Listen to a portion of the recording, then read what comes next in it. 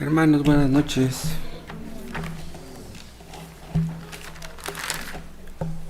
Le pedía al hermano Gonzalo que empezara con esta lectura de Génesis 32, pero ¿saben qué?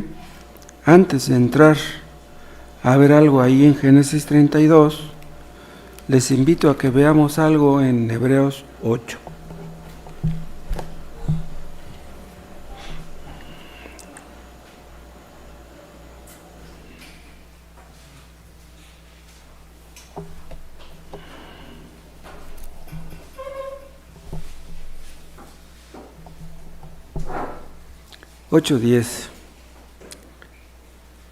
Hebreos 8:10, por lo cual, este es el pacto que haré con la casa de Israel después de aquellos días, dice el Señor.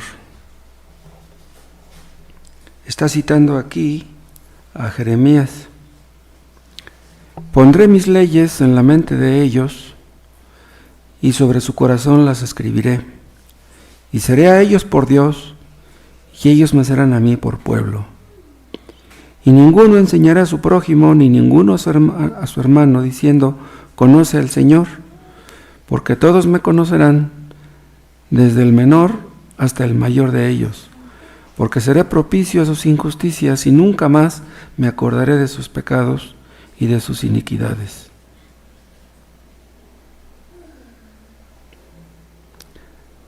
¿A quién le escribió estas palabras el apóstol Pablo? Acuérdense que en Hebreos estamos leyendo acerca de los cristianos que eran perseguidos en aquel tiempo. Y les escribe estas palabras para animarlos. Les está hablando que Dios había prometido por boca de Jeremías hacer un nuevo pacto. Es lo que dice el versículo 8. Ese nuevo pacto entró en funciones después de que Cristo murió. Es el pacto de gracia. Ese es el nuevo pacto. Antes, los judíos estaban bajo el pacto de obras.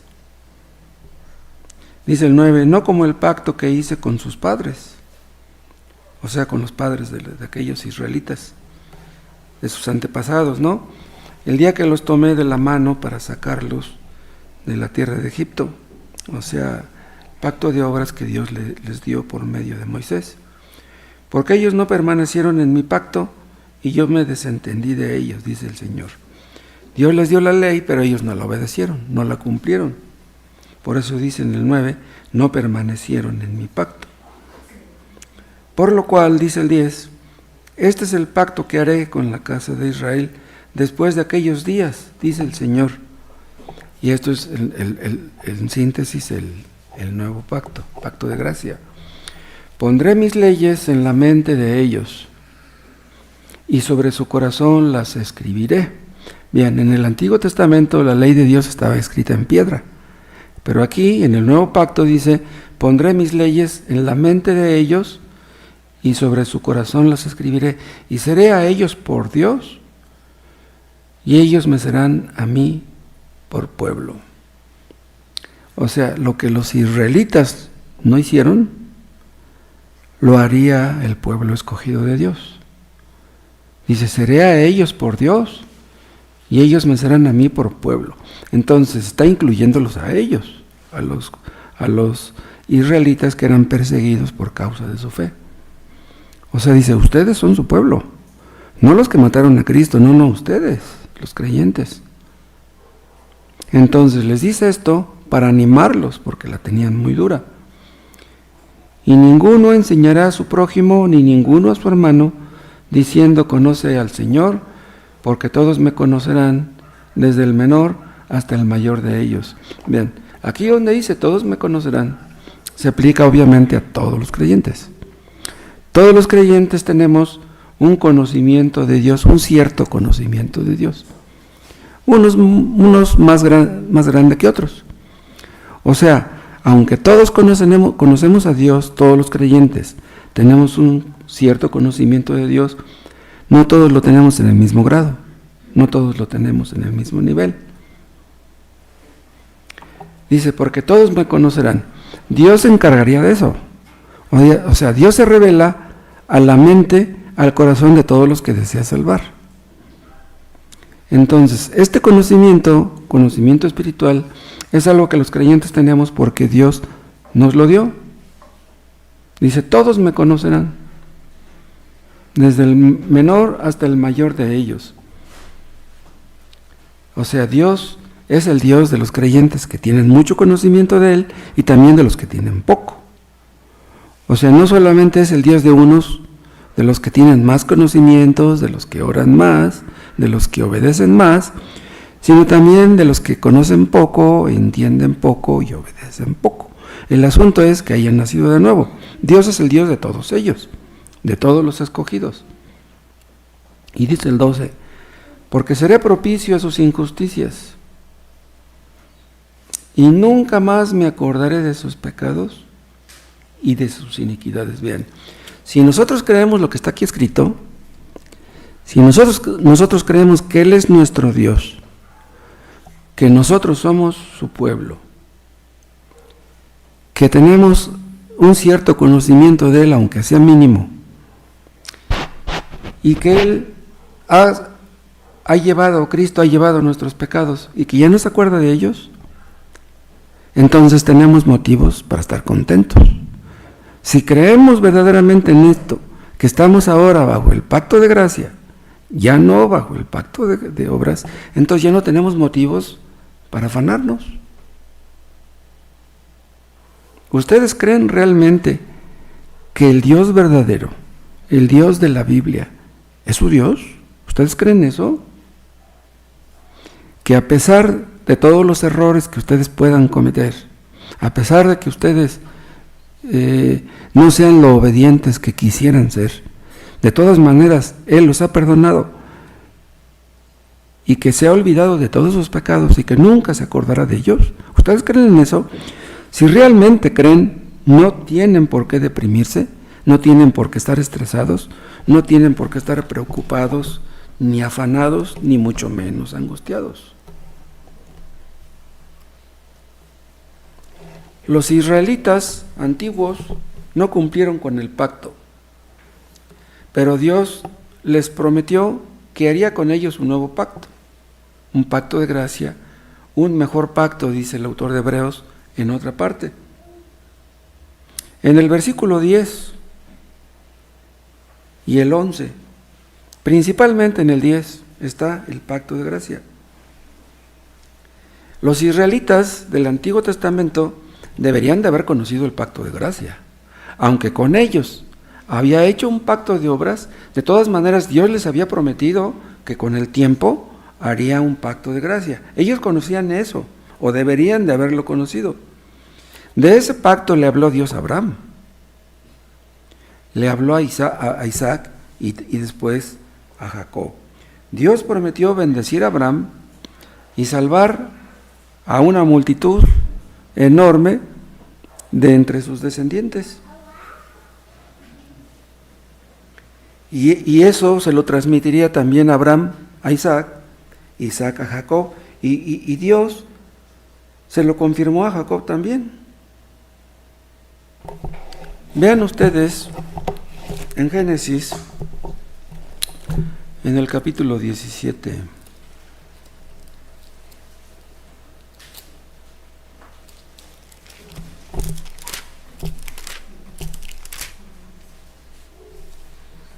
Aquí habla de Abraham. Lean a partir del versículo 1. Génesis 18:1. Después le apareció Jehová en el encinar de Mamre, estando él sentado a la puerta de su tienda en el calor del día. Vean, Dios mismo se le apareció a Abraham. Y alzó sus ojos Abraham y miró, y aquí 3 varones que estaban junto a él, y cuando los vio, salió corriendo de la puerta de su tienda a recibirlos, y se postró en tierra, y dijo: Señor, si ahora he hallado gracia en tus ojos, te ruego que no pases de tu siervo. Que se traiga ahora un poco de agua, y lavad vuestros pies, y recostaos debajo de un árbol. Y traeré un bocado de pan, y sustentado vuestro corazón, y después pasaréis, pues por eso habéis pasado cerca de vuestro siervo. Y ellos dijeron: haz así como has dicho. Entonces Abraham fue deprisa a la tienda de Sara y le dijo: toma pronto 3 medidas de flor de harina y amasa ellas panes cocidos debajo del rescoldo, debajo de las brasas. Y corrió Abraham a las vacas y tomó un becerro tierno y bueno y lo dio al criado, y éste se dio prisa a prepararlo. Tomó también mantequilla y leche y el becerro que había preparado y lo puso delante de ellos. Y él se estuvo con ellos debajo del árbol y comieron. Y le dijeron: ¿dónde está Sara tu mujer? Y él respondió: aquí en la tienda. Entonces dijo, vean, le dijo Dios a Abraham: de cierto volveré a ti, y según el tiempo de la vida, he aquí que Sara tu mujer tendrá un hijo. Y Sara escuchaba la puerta de la tienda y estaba detrás de él. Todas estas cosas que están aquí hablan del pacto que Dios hizo con Abraham, pero vean también en el 17. Era Abraham de edad de 99 años cuando le apareció y le dijo, ven, ya antes se le había aparecido: yo soy el Dios Todopoderoso, anda delante de mí y sé perfecto. Y pondré mi pacto entre mí y ti y te multiplicaré en gran manera. Vean, este no es el pacto de obras, ¿sí? Entonces Abraham se postró sobre su rostro y Dios habló con él diciendo: he aquí, mi pacto es contigo y serás padre de muchedumbre de gentes. Vean, aquí Dios se está comprometiendo a hacer algo grande con él. Ya estaba viejo, no podía tener hijos, pero le dice: serás padre, no de uno, serías padre de una muchedumbre. Y no se llamará más tu nombre Abraham, sino que será tu nombre Abraham, porque te he puesto por padre de muchedumbre de gentes, y te multiplicaré en gran manera, y haré naciones de ti, y reyes saldrán de ti. Y aquí otra vez está el pacto en el 7. Y estableceré mi pacto entre mí y ti y tu descendencia después de ti en sus generaciones, por pacto perpetuo. Vean, para ser tu Dios y el de tu descendencia después de ti. Vean, este es el pacto de gracia. Este no es el pacto de obras. Y te daré a ti, dice en el 8, y a tu descendencia después de ti, la tierra en que moras, toda la tierra de Canaán en heredad perpetua, y seré el Dios de ellos. Vean, este es el nuevo pacto que Dios se lo está dando a Abraham, digamos que por adelantado. Esto deberían de haberlo conocido todos los judíos. Este pacto que Dios hizo con Abraham no era una relación de partes iguales, como los contratos humanos, o sea, los contratos que se hacen entre hombres. Dios estipula el pacto, Dios hace todo, Dios lo hace todo. Pero vean, soberanamente en el pacto de la gracia, Dios da la fe y la capacidad de obedecer la parte que nos toca, o sea, lo que no hacía el pacto de obras. ¿Qué decía el pacto de obras? Si tú obedeces, vives. Si no obedeces, mueres. Y ya sabemos lo que hicieron los israelitas. Ellos se rebelaron en contra de Dios y no obedecieron. Y por eso es que Dios levantó o instituyó otro pacto. Pero en el pacto de gracia, ven, todo lo que Dios exige de nosotros nos da el poder y la capacidad para obedecer. Es lo que dice Filipenses: Dios nos da tanto el querer como el hacer. Esto no lo hace con todos. El querer y el hacer es lo que Dios le da a los creyentes, a los escogidos. ¿Cuál es el querer? El querer obedecer. Y nos da la capacidad de obedecer. ¿De qué serviría querer obedecer si no nos diera Dios la capacidad? No, Dios nos da ambas cosas. Los judíos del Antiguo Testamento supuestamente querían obedecer la ley, pero no podían. Dios no les daba un nuevo corazón. Los únicos que guardaban la ley en el Antiguo Testamento eran unos cuantos, y aún así de manera imperfecta.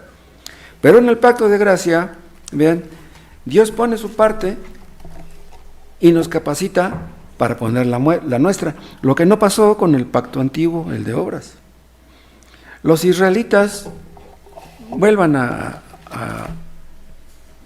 Hebreos 8. Los israelitas tenían la ley de Dios escrita en piedra, pero los creyentes la tienen escrita en su corazón. Es lo que dice en el versículo 10, Hebreos 8:10. Ya para finalizar el texto, a la mitad del versículo 10, dice: pondré mis leyes en la mente de ellos y sobre su corazón las escribiré. Bien, como Dios escribe en nuestro corazón su ley, es que la amamos. Los judíos del Antiguo, los israelitas del Antiguo Testamento tenían temor de la ley, tenían temor de Dios, pero no tenían la capacidad para obedecer. Pero nosotros, los creyentes, como Dios pone su ley en nuestro corazón, nos enseña a amarla. Y obedecemos porque la amamos. ¿Y por qué la amamos? Porque viene de nuestro Padre. Amamos la ley porque nos la da el dador de la ley, que es a la vez nuestro Padre. Una persona que no ama a Dios no puede amar la ley. Verá la ley con recelo, con sospechas, de reojo. La verá como represiva, como gravosa, como imposible de cumplir. Así ven los inconversos la vida cristiana. No, pues está duro ser cristiano. No, pues un cristiano tiene que hacer esto y esto. No, pues una cartilla tremenda. ¿Quién puede obedecer todo lo que está escrito?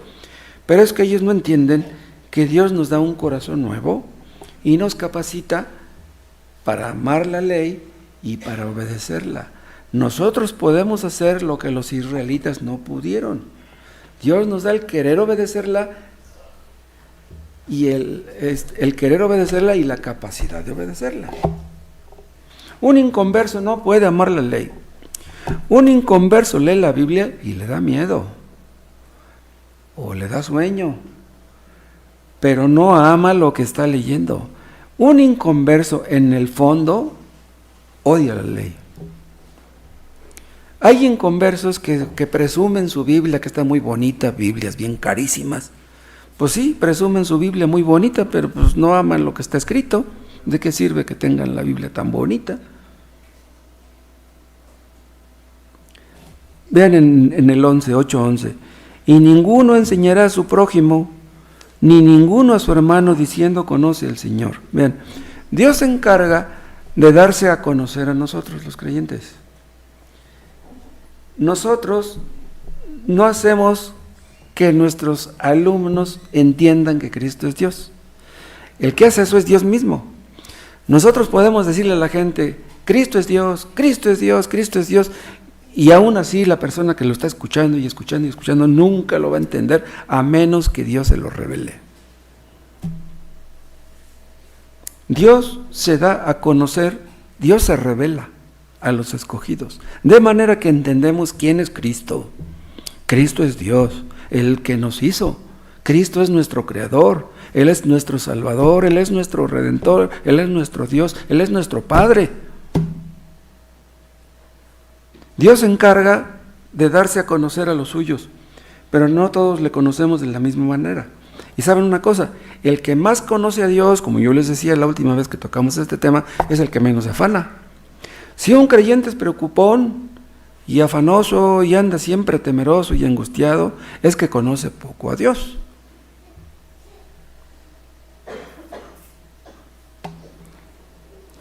Dice, y dice al final del 10, y seré a ellos por Dios, y ellos me serán a mí por pueblo. Si ustedes entienden que el Dios verdadero es su Dios, es su Padre, porque aquí donde dice, seré a ellos por Dios, también podríamos traducirlo, seré a ellos por Padre. Si ustedes entienden que el Dios verdadero es su Dios, es su Padre, ustedes no tienen por qué preocuparse. Dios prometió bendecir a Abraham. Parecía que no lo haría, pasaban años y parecía que no lo haría, pero lo bendijo. Dios prometió hacerle un bien a Isaac y a Jacob. ¿No lo cumplió? Ahora pasen al pasaje que leyó el hermano Gonzalo, que está en Génesis 32.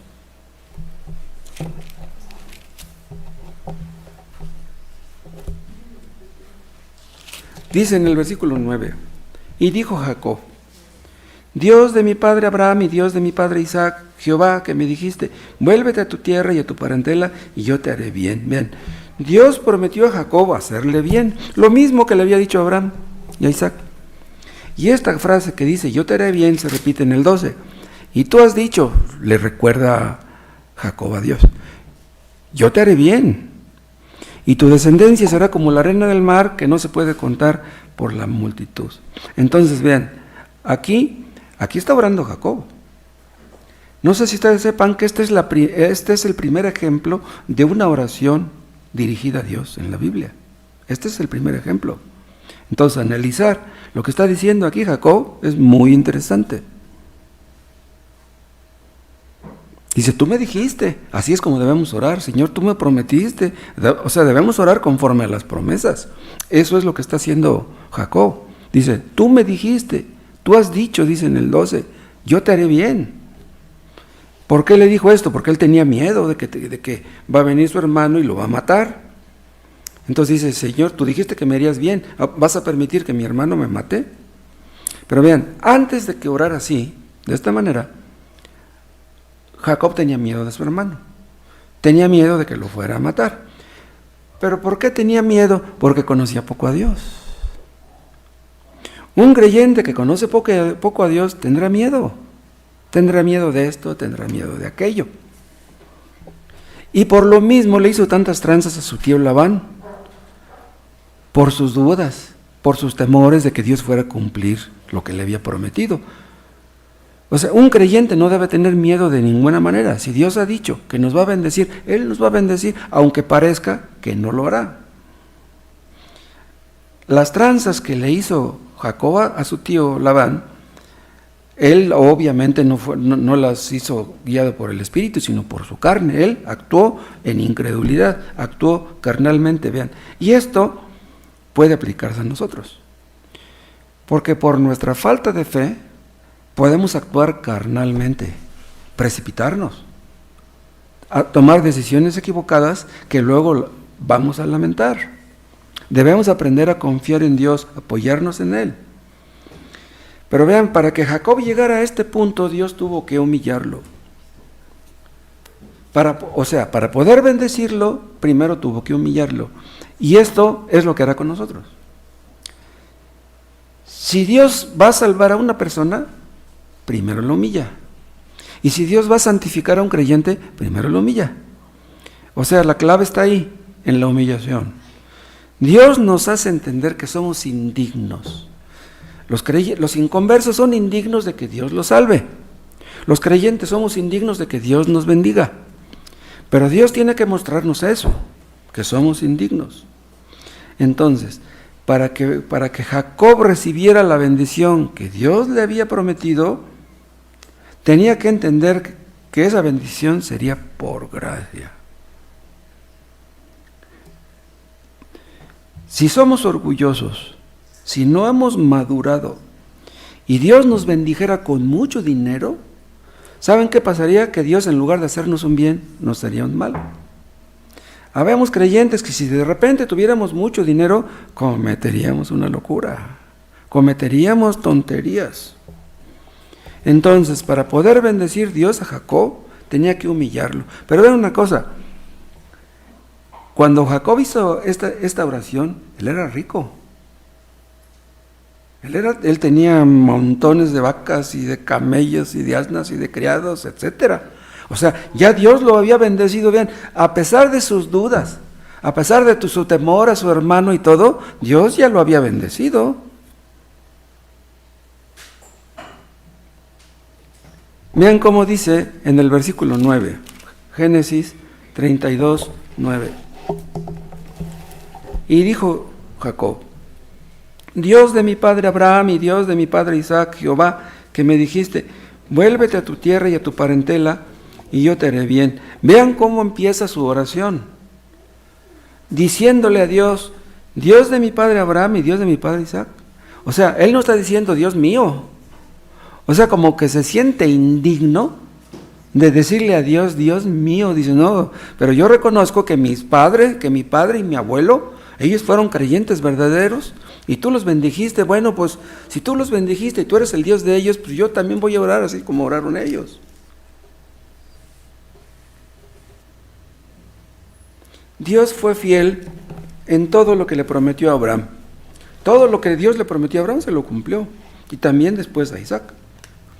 Y fue fiel con Jacob, dándole esas bendiciones que yo les digo, que él era rico y que él no merecía. Y vean cómo dice el versículo 10. Dice, menor soy que todas las misericordias y que toda la verdad. Esta palabra verdad aquí se puede traducir como fidelidad, como veremos. Que toda la verdad que has usado para con tu siervo, pues con mi cayado pasé este Jordán y ahora estoy sobre 2 campamentos. ¿Qué está diciendo? Que cuando salió de ahí, huyendo de su hermano que quería matarlo, cruzó el Jordán nada más con su cayado. ¿Qué cosa es un cayado? Pues un bastón. O sea, no llevaba ropa.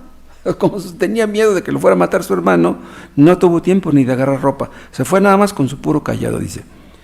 Dice, menor soy que todas las misericordias y que toda la fidelidad que has usado para con tu siervo, pues con mi cayado pasé este Jordán y ahora estoy sobre 2 campamentos. O sea, tenía tanta gente ahora que hasta la tuvo que dividir para que si su hermano acababa con un campamento, pues el otro escapara, como leímos en la lectura.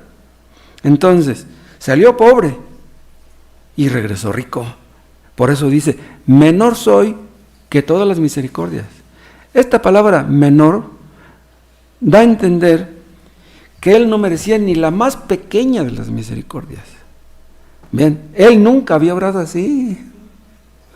O sea, el miedo de que su hermano lo fuera a matar le hizo entender que todo lo que tenía, lo tenía porque Dios se lo había dado. No porque él lo mereciera, no porque fuera muy astuto, que lo era. Hermanos, todo lo que tenemos en la casa, no lo tenemos porque seamos buenos, ni porque seamos inteligentes. Tengamos lo que tengamos, es porque Dios nos lo dio en su misericordia. No merecemos lo que tenemos. Somos menores que eso. Jacob entendió, entonces, que aunque él había cometido muchos errores, de todos modos, a pesar de eso, Dios lo había bendecido. Y es lo que pasa con nosotros. Díganme, ¿no nosotros hemos cometido muchos errores? Si Dios nos fuera a castigar por cada error que cometemos, no, hombre, ¿qué hubiera sido de nosotros? Lo que vemos aquí en el versículo 10 es no solamente humildad, sino fe también. O sea, él entendía que a pesar de todos los errores que había cometido, Dios lo escucharía. Bien, eso solamente lo puede entender un creyente verdadero. Nosotros nos analizamos a nosotros mismos y nos vemos llenos de defectos. Cometemos muchos errores, pues a pesar de eso Dios nos escucha y de todos modos nos bendice. Es increíble, pero así es. Jacob está apelando a la fe de su abuelo, al Dios de su abuelo y al Dios de su papá. Nosotros no podemos hacer eso, porque nuestros padres no fueron cristianos. O no sé si alguno de ustedes tuvo padres cristianos, pero yo no. No podemos apelar a la fidelidad de Dios respecto de la fe de nuestros padres, pero sí respecto de nosotros. ¿Por qué? Porque si hemos llegado hasta aquí, es por la misericordia de Dios. Si Dios hubiera sido justo, nada más justo, pero no misericordioso, no, hombre, ya desde cuando estuviéramos muertos.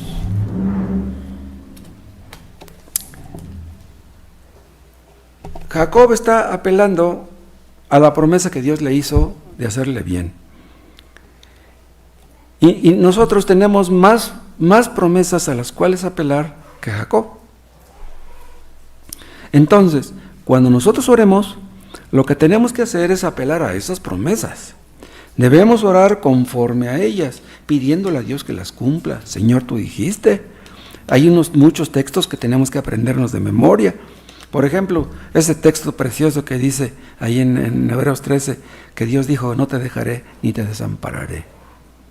Señor, tú dijiste que no me ibas a dejar, no me ibas a desamparar. Mira, mi hijo va a entrar a la escuela, no tengo para comprarle útiles, no tengo para comprarle zapatos.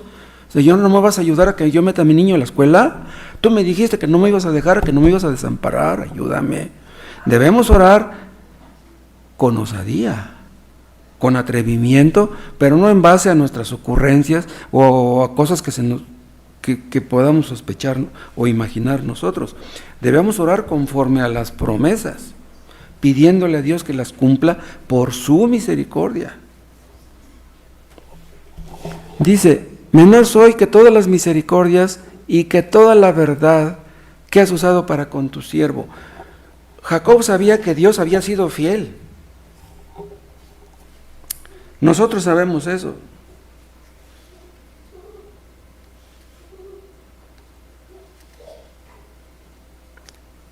Jacob no está haciendo una oración presuntuosa. Él está haciendo una oración humilde. Si nosotros tenemos lo que tenemos, es porque Dios es fiel.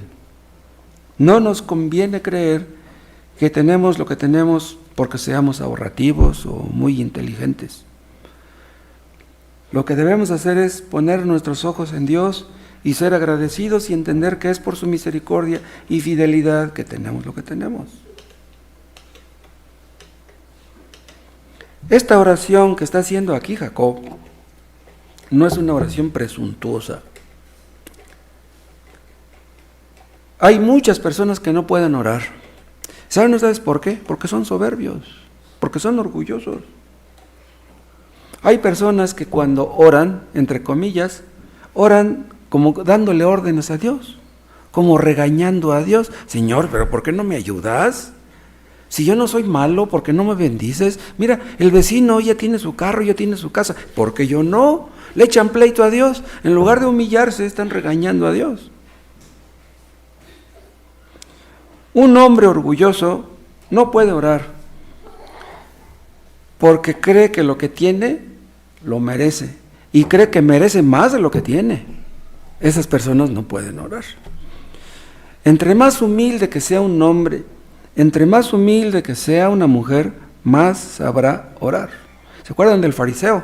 ¿Cómo oraba el fariseo? Dios, yo te doy gracias porque no soy como los demás. Yo oro, yo ayuno, yo doy mi diezmo. Yo soy bueno. Una persona que piensa así, pues no puede orar.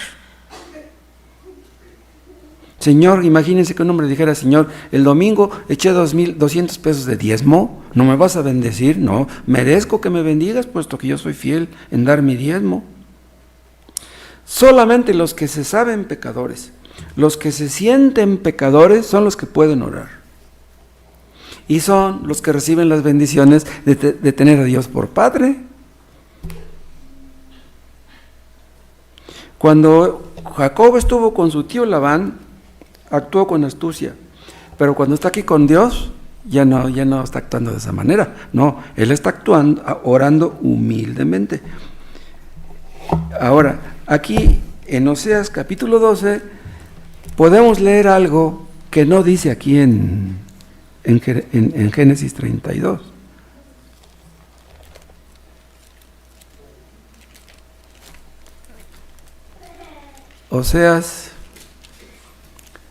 Oseas está después de Daniel.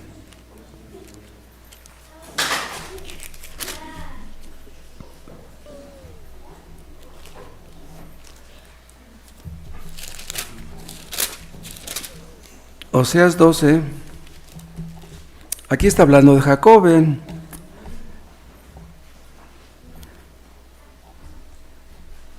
12:2. Pleito tiene Jehová con Judá para castigar a Jacob conforme a sus caminos, le pagará conforme a sus obras. En el seno materno tomó por el calcañar a su hermano, está hablando de Jacob, y con su poder venció al ángel. Dice, venció al ángel, dice el 4, y prevaleció.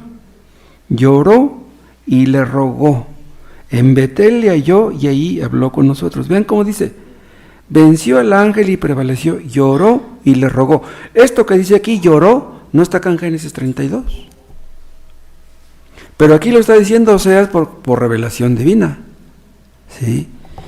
Entonces, ¿cómo fue que recibió las bendiciones Jacob? Cuando lloró y cuando se aferró al ángel y le dijo, no te dejaré si no me bendices. O sea, cuando le dijo eso, se lo diría llorando. Él quería las bendiciones. Tú dijiste que me ibas a bendecir. Nosotros podemos orar así. Señor, tú dijiste que me ibas a bendecir. ¿No vas a cumplir lo que has dicho? No te lo pido porque yo lo merezca. Te lo pido porque tú lo dijiste. No lo merezco, pero cumple lo que tú dijiste. Así debemos orar nosotros. Eso no es ser orgullosos. Eso no es exigirle algo. Eso es decirle, Señor, tú lo dijiste. Tú no dijiste, el que lo merezca, que lo pida. No, pues si Dios lo hubiera dicho, pues ¿quién lo hubiera merecido? Señor, no lo merezco. Pero yo te lo pido, aunque no lo merezco, te lo pido en el nombre de Cristo, por los méritos de Él. Él sí lo merece.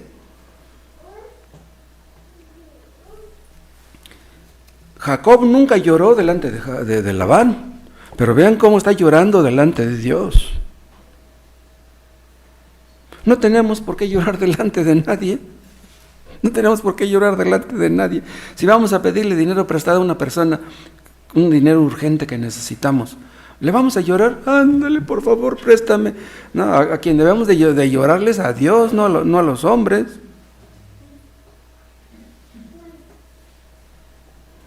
Vuelvan a Génesis 32 y vean la oración de Jacob otra vez. Dice en el 10, menor soy que todas las misericordias. Vean, aquí entiende él que no merece nada de lo que tiene. Ahora entiende que Dios es muy grande y que Él es muy pequeño.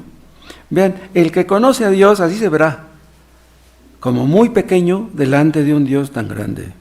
Los orgullosos le exigen cosas a Dios porque ellos se sienten muy grandes y ven a Dios muy pequeño. Meditar en las muchas misericordias que Dios ha tenido para con nosotros nos hace bien. ¿De dónde fuimos sacados, hermanos? ¿En dónde hemos sido colocados? ¿Cuántos han sido los pecados de los que hemos sido perdonados? Un soberbio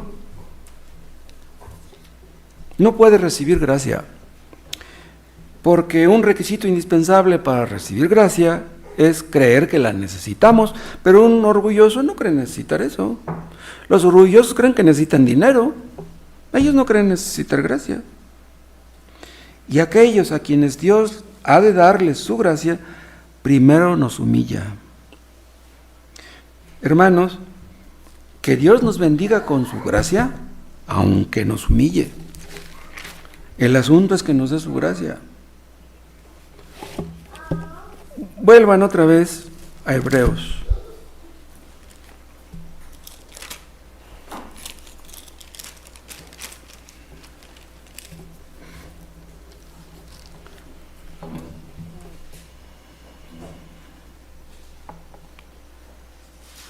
Vean al final del versículo 10. Y seré a ellos por Dios, y ellos me serán a mí por pueblo. Vean, aquí está hablando de los judíos, de los israelitas que creerían en Él después de Cristo, y de los gentiles también. Pero sabemos lo que hicieron los gentiles, los judíos de tiempos de Cristo. ¿Qué fue lo que hicieron? Mataron a Cristo. Dice, yo seré a ellos por Dios y ellos me serán a mí por pueblo. Ellos no quisieron ser parte del pueblo de Dios, por eso lo mataron. Entonces, esta promesa de ser a ellos por Dios y que ellos me serán a mí por pueblo se aplica al Israel espiritual, o sea, a los escogidos. Esta promesa se aplica a todos los creyentes verdaderos. Vean, dice, seré a ellos por Dios o seré a ellos por Padre. Vean, Dios no es el Padre de todos. Dios es el Padre nada más de los que creen en Cristo y se arrepienten de sus pecados. Entonces, si Él es nuestro Dios, si Él es nuestro Padre, si todos nuestros pecados han sido perdonados por lo que Cristo hizo en la cruz, díganme, ¿No basta eso para silenciar todo afán de parte nuestra? ¿No basta eso? Dice, yo seré a ellos por Dios. Ahora, en un sentido, Dios es el Dios de todos, porque Él nos creó a todos, pero Él no es el Padre de todos. Él es el Padre de los que creen en Cristo y le obedecen. Solamente los creyentes son los que pueden orar el Padre Nuestro. Todos los seres humanos deberíamos obedecer a Dios. En primer lugar, porque Dios nos bendice a todos. El sol sale para todos, para los buenos y para los malos, para los justos y para los injustos. Pero no todos le obedecemos. Los únicos que queremos obedecerle realmente somos los creyentes, los que hemos nacido de nuevo. Los inconversos desobedecen a Dios. Nosotros los cristianos a veces le desobedecemos. Pero vean, Dios nos trata a nosotros de una manera diferente a como trata a los inconversos. Por ejemplo, si un cristiano llega a desobedecer a Dios, la ira de Dios no cae sobre él, la mano de Dios no cae sobre él, solamente lo disciplina. Dios disciplina a los creyentes que le desobedecen. ¿Para qué? Para que no se desbalaguen. Dios no disciplina a todo el mundo, Dios disciplina a sus hijos. Es como nosotros disciplinamos a nuestros hijos, no a los hijos del vecino. Dios hizo cosas grandes con Jacob, porque Jacob era uno de los escogidos. Dios no hizo grandes cosas con Labán, Dios no hizo grandes cosas con Esaú. Con quien las hizo fue con Jacob, porque a él le había prometido hacerle bien.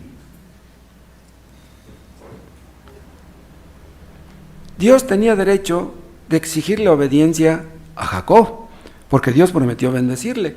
Pero vean, tiene más derecho de exigirnos obediencia a nosotros. Nosotros conocemos más a Dios que Jacob. Dios exige obediencia de todos los inconversos.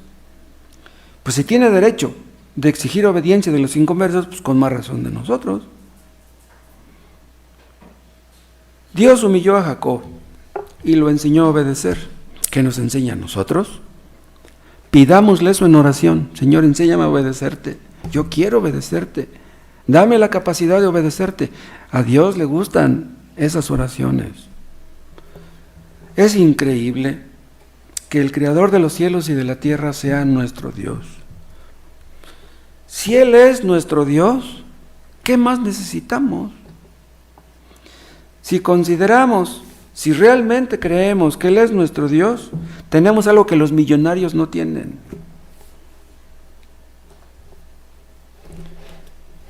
¿No son ustedes felices con Cristo? ¿No están satisfechos con Cristo?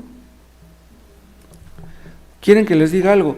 Los que no están satisfechos con Dios, no están satisfechos con nada. ¿Sienten ustedes como que algo les falta? Si no tienen a Cristo, tienen que sentir que algo les falta. Porque aunque todo lo tengan, si no tienen a Cristo les falta lo más importante. Una persona que no tiene a Cristo puede pensar, bueno, ¿a qué se debe que no soy feliz? ¿Qué me falta? Yo le pregunté hace muchos años a un amigo que tenía buen dinero, tenía sus buenos negocios. Le pregunté, oiga joven, ¿es usted feliz? Y se quedó pensativo y me dijo, debería serlo. Pero como dijo, debería serlo, me dio a entender que no lo era. Y no lo era, puesto que le gustaba tanto. Las personas que toman porque no son felices. Una persona que es feliz no tiene por qué tomar.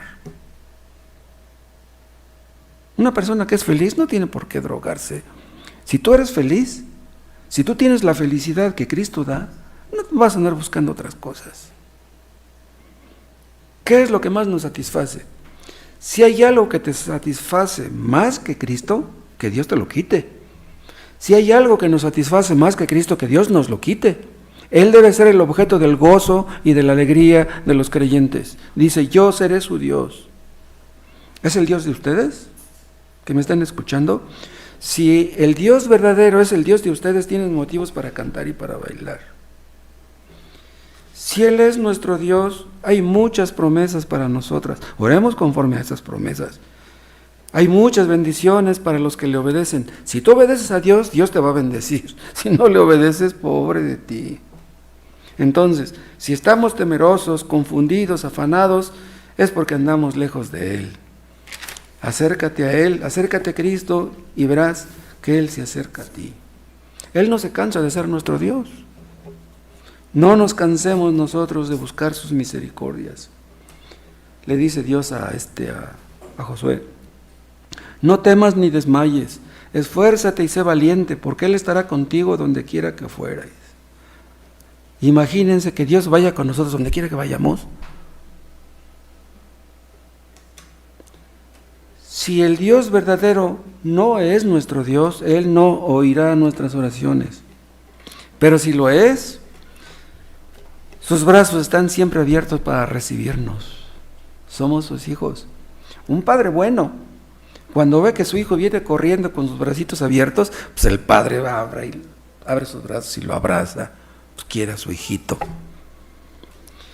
Si nosotros amamos a Dios y nos acercamos a Él, Él se acerca a nosotros y nos abraza.